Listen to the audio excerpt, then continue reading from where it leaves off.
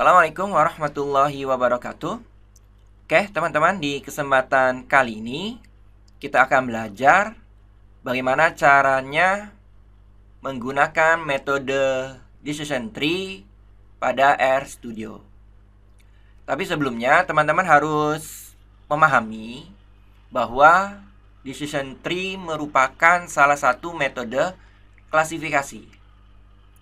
Nah, di sini klasifikasi itu memiliki ciri datasetnya.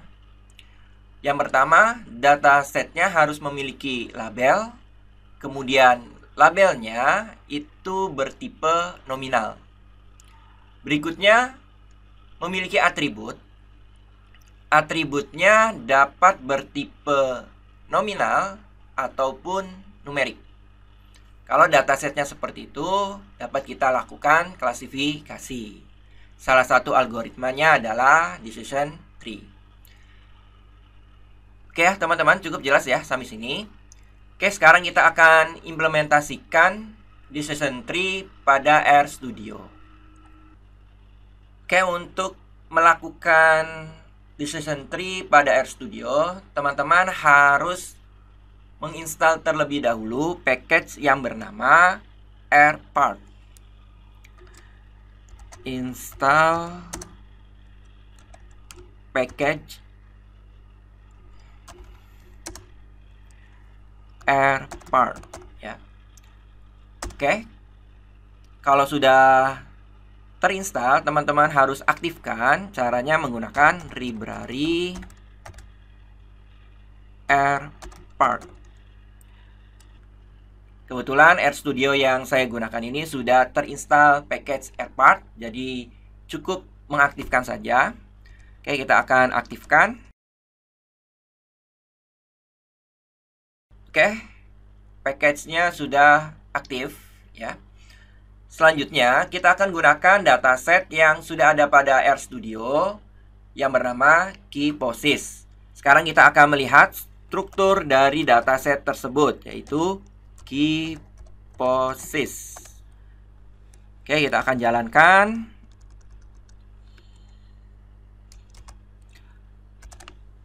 Nah, ini adalah dataset KeyPosis ya, terdiri dari 81 objek, kemudian terdiri dari 4 variabel. Variabelnya adalah KeyPosis, age, number, dan star.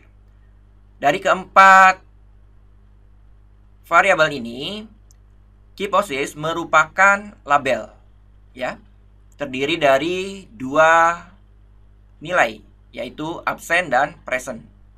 Berarti di sini termasuk ke dalam klasifikasi binomial karena labelnya hanya ada 2 nilai. Untuk kasus kali ini, KeyPosis terdiri dari absen dan present. Kemudian variabel yang lain, yaitu age, number, dan star, ini adalah atribut. Atributnya bersifat numerik ya teman-teman. Nah, ini diperbolehkan karena atribut itu boleh numerik maupun nominal. Yang harus nominal itu adalah label. Oke ya teman-teman, jadi data set KeyPosis itu dapat kita gunakan pengolahannya menggunakan metode klasifikasi. Oke, selanjutnya kita akan lihat 6 data awal. Kita gunakan perintah head dari KeyPosis ya. Kita lihat di sini. Nah, ini adalah 6 data awal dari KeyPosis. Oke, teman-teman, sekali lagi labelnya adalah KeyPosis, atributnya ada 3, age, number, dan star. Berikutnya, kita akan membagi dataset tersebut menjadi 2, yaitu training dan testing. Membagi dataset menjadi training dan testing. Nah, untuk membagi dataset menjadi 2, kita perlu package Cha-Tools ya. Kalau teman-teman belum menginstal, install terlebih dahulu, tetapi kalau sudah ada tinggal diaktifkan saja menggunakan library CHA-Tools. Oke, kita akan jalankan. Sudah aktif ya package yang kita perlukan, yaitu CHA-Tools. Kemudian kita akan set. Kalau teman-teman lakukan video tutorial ini, maka harus menggunakan set.seed ya. Kemudian 101. Nah, ini tujuannya untuk memperoleh hasil split yang sama dengan video tutorial ini. Kita akan jalankan. Berikutnya kita akan split ya. Split sama dengan menggunakan sample.split ya. Kemudian data yang akan kita split adalah key posis ya. Kemudian kita ambil berdasarkan kolom number. Berikutnya adalah split ratio ya. Kita ambil 70% atau 0,7 ya, seperti ini. Kita akan jalankan. Oke, berhasil. Berikutnya kita akan bagi data tersebut menjadi data training dan testing. Kita beri nama yang pertama adalah data training sama dengan subset ya. Subset dari key posis. Kemudian split ya. Kita ambil yang true atau T itu ya. Kita akan jalankan. Oke, berhasil. Kemudian kita akan beri nama data yang keduanya, yaitu data.testing sama dengan subset. Data yang akan kita ambil adalah key posis ya. Kemudian berdasarkan pembagian split ya.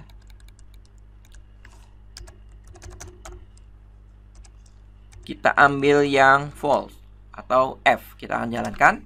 Nah, berhasil kita bagi dataset menjadi dua, yaitu data training dan data testing. Selanjutnya, teman-teman bisa melihat dimensi dari data yang sudah kita bagi ya. Melihat dimensi data, kita bisa menggunakan perintah dim dari, misalkan yang pertama kita ingin melihat data training. Oke, kita akan jalankan. Nah, ini adalah hasilnya teman-teman, bahwa data training itu terdiri dari 54 objek, kemudian terdapat 4 kolom. Kita akan lihat untuk data testing. Ternyata data testing terdiri dari 23 objek ya, kemudian 4 kolom.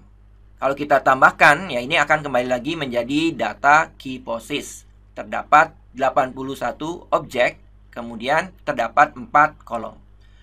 Oke ya teman-teman, cukup jelas ya sampai sini. Berikutnya kita akan membuat model decision tree.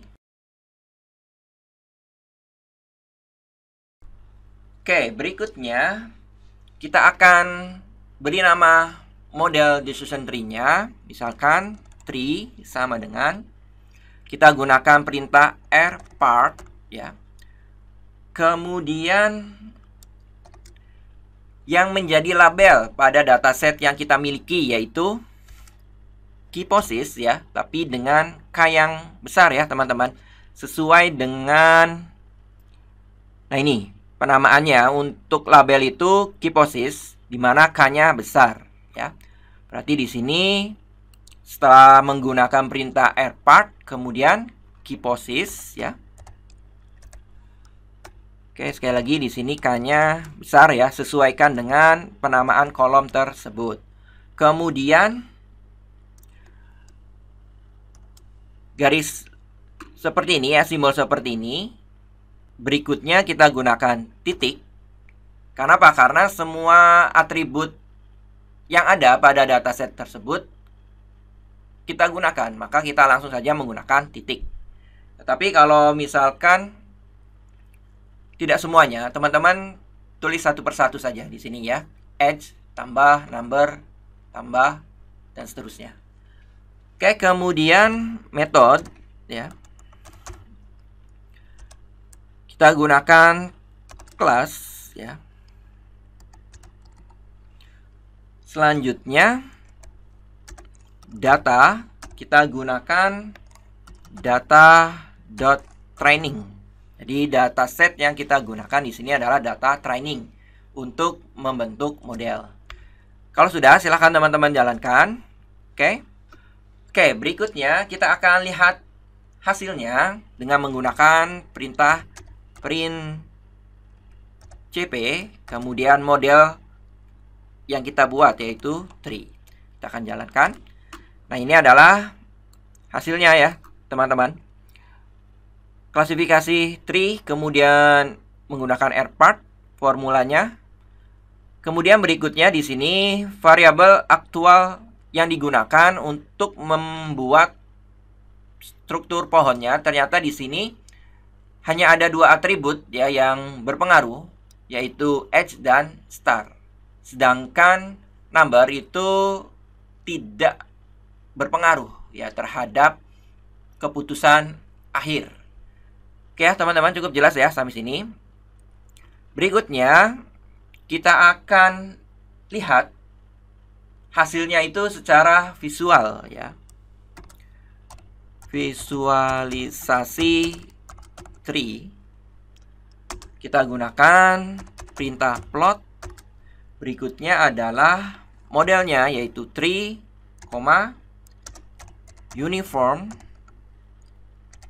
sama dengan true. Berikutnya kita akan beri judul main sama dengan judulnya adalah klasifikasi Kyphosis ya, seperti ini. Kita akan jalankan teman-teman. Kita lihat, nah ini adalah hasilnya ya. Kita akan zoom.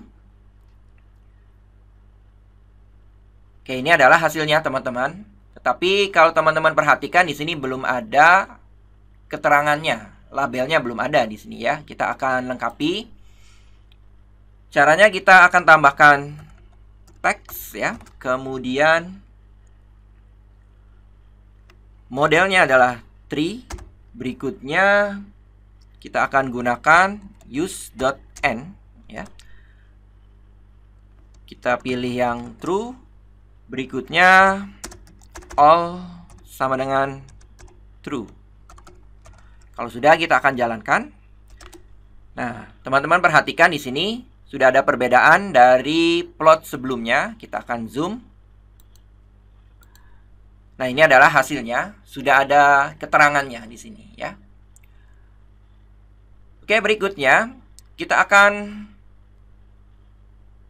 buat tampilan visual yang lain yang lebih memudahkan untuk diinterpretasi.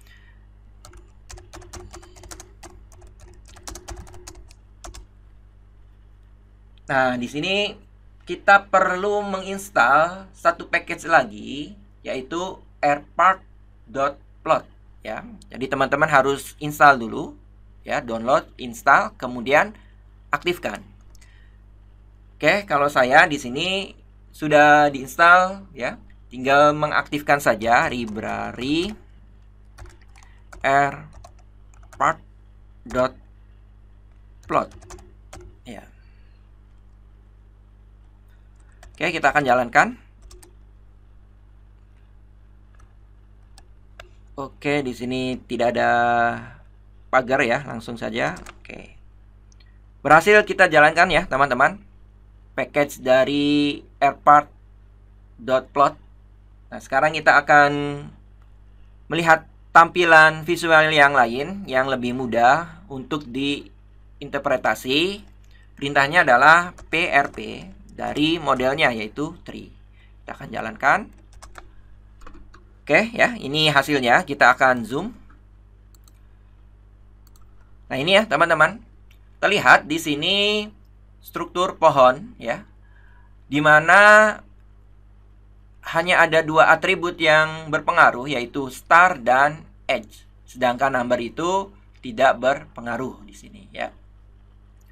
Oke ya teman-teman. Ini akan lebih mudah kita interpretasikan ya. Jadi pertama kita akan lihat dari atribut star. Apabila nilai starnya itu lebih besar atau sama dengan 13, maka keputusannya adalah absen. Tapi kalau nilainya kurang dari 13, maka teman-teman harus melihat atribut yang lain, yaitu edge. Nah, berikutnya kita lihat nilai edge ini kalau kurang dari 52, maka keputusannya adalah absen. Sedangkan lebih dari 52, maka keputusannya adalah present. Nah, ini akan lebih mudah untuk diinterpretasi. Oke, teman-teman, cukup jelas ya sampai sini. Berikutnya, kita akan evaluasi model yang sudah kita bentuk ya. Pertama-tama kita harus melakukan prediksi menggunakan data testing. Oke, caranya kita beri nama prediksi sama dengan kita gunakan perintah predict ya. Kemudian dari modelnya yaitu tree. Berikutnya new data, kita gunakan data.testing ya. Kemudian tipenya adalah kelas. Oke, kalau sudah kita akan jalankan. Berikutnya kita akan buat confusion matrix.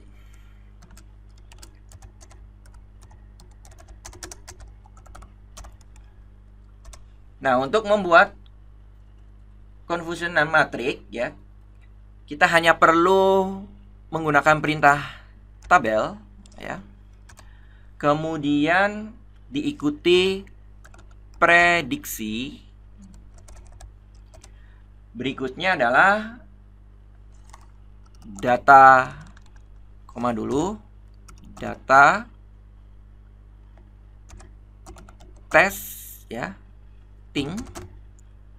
Kemudian kita ambil kolom keyPosis. Kalau sudah, kita akan jalankan. Nah, ini adalah confusion matrixnya di sini.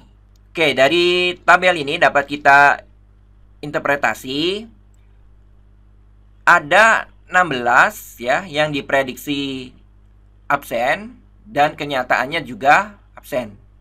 Kemudian ada 2 diprediksi present, kenyataannya pun present. Kemudian ada yang diprediksi present tapi kenyataannya adalah absen. Kemudian ada 3 diprediksi absen tetapi kenyataannya adalah present. Oke ya, teman-teman, cukup jelas ya di sini. Oke, berikutnya untuk lebih memudahkan mengevaluasi model ini, teman-teman bisa menggunakan fungsi confusion matrix. Ya, nanti terlihat di situ ada 2 nilai. Yang pertama adalah akurasi, kemudian yang kedua adalah nilai kappa. Oke, berikutnya kita akan melakukan evaluasi ya. Evaluasinya dengan melihat nilai akurasi dan nilai kappa. Oke, di sini diperlukan satu package yang bernama Caret. Jadi teman-teman download, kemudian install dan aktifkan. Kebetulan di RStudio saya ini sudah di-download, kemudian diinstal, tinggal mengaktifkan saja. Package-nya adalah Caret. Kita akan jalankan. Oke, ternyata di sini diperlukan package lainnya yaitu Lattice dan ggplot2. Oke, berhasil dijalankan. Oke, berhasil ya teman-teman. Selanjutnya kita akan langsung menggunakan fungsi confusion matrix. Kemudian kita gunakan data sama dengan prediksi. kemudian koma, referen sama dengan kita gunakan data.testing, kemudian kita ambil kolom keyPosis yang merupakan label. Selanjutnya kita akan jalankan. Oke, berhasil kita jalankan ya teman-teman. Nah, ini adalah hasilnya. Ternyata kalau kita evaluasi model ini, nilai akurasinya hanya 0,7826, atau kita buat persentase menjadi 78,26%. Sedangkan nilai kapanya adalah 0,3114. Nah, nanti tinggal teman-teman lihat ya kriteria dari nilai kappa. Termasuk di lumayan, cukup, ya, sangat kuat, atau sebagainya. Oke ya teman-teman. Kemudian selain itu juga kita bisa melihat atribut mana yang paling berpengaruh terhadap label tersebut, ya. Berarti di sini kita akan melihat atribut mana yang paling berpengaruh, ya.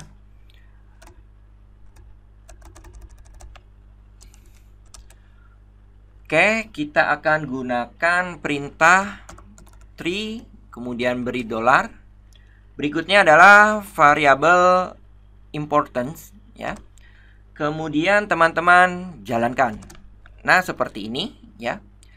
Jadi urutannya, atribut yang paling berpengaruh adalah star, diikuti edge, dan yang paling terakhir adalah number. Nah, number ini ternyata kalau kita lihat dari struktur pohonnya itu tidak berpengaruh, ya, tidak digunakan. Oke ya teman-teman. Berikutnya teman-teman kalau ingin melihat dalam bentuk bar plot, ya, ini juga bisa. Kita gunakan tree $, kemudian variabel importance, ya. Kita akan jalankan. Nah, di sini terlihat, ya. Ini urutannya, yang pertama adalah star, kemudian edge, dan yang terakhir adalah number. Oke, teman-teman, cukup jelas ya sampai sini. Jadi sekali lagi, kita mengevaluasi modelnya melihat dari nilai akurasi dan nilai kappa. Akurasi semakin mendekati 1 akan semakin baik. Nilai kappa itu ada kriterianya. Oke ya. Mudah-mudahan apa yang saya sampaikan ini mudah dipahami dan bermanfaat. Saya akhiri. Wassalamualaikum warahmatullahi wabarakatuh.